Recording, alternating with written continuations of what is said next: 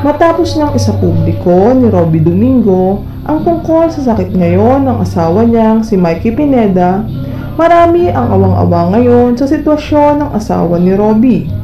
Ang sakit ni Mikey Pineda na autoimmune disease ay sinasabing katulad ng sakit ni Miss Kris Aquino, kung saan patuloy pa din itong lumalaban sa sakit nito ngayon.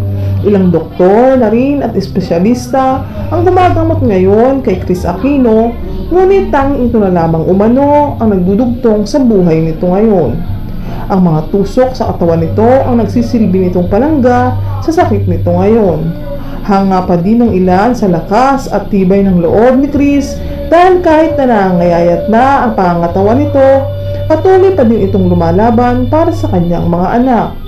Tanging himala at prayers na lamang umano ang pinangahawakan ngayon ni Kris Aquino. Samantala, tila nababahala naman si Robby Domingo para sa kanyang asawa dahil kitang-kita umano niya kung paano lumaban si Kris Aquino sa sakit na katulad ng sa kanyang asawa. Ayon kay Mikey, what was supposed to be an exciting year of wedding planning, preparing for a new home, and working on my career. Life had a plans for me. I got sick.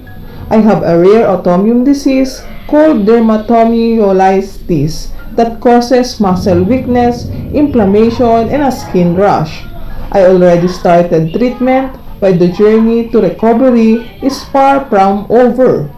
These are good days, but there are still bad days. I am hopeful that this is just temporary and I will work on getting better one day at a time. Thank you everyone who sent prayers and message of love and support. It meant a lot to me.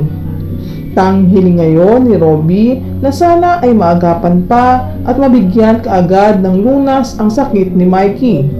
Hindi umano makakayanan ni Robby na mawala sa buhay niya ang asawa niya. Hanggat nabubuhay umano si Robby, ilalaban umano niya ang buhay ng kanyang asawa.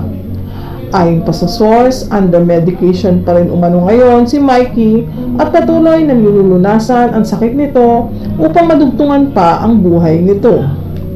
Hindi umano madali, ngunit naniniwala umano si Robby na walang imposible basta magtiwala lang tayo sa Panginoong Diyos. Lahat ng nangyayari may dahilan umano ang Diyos. Alam umano niya na malalampasan din nilang mag-asawa ang pagsubok na kinakaharap nila ngayon. Patuloy umanong kakapit si Mikey at Robby sa isa't isa at naniniwala umano sila na isang araw muli umanong babalik sa dati ang lahat. Dating masaya at wala silang iniisip kundi ang pagbuo ng kanilang pamilya. Tutupadin pa din umano nila ni Robby ang pangarap nila na magkaroon ng mga anak. Patuloy umano silang humihingi ng prayers sa lahat ng tao upang mabilis ang kagalingan ni Mikey Pineda.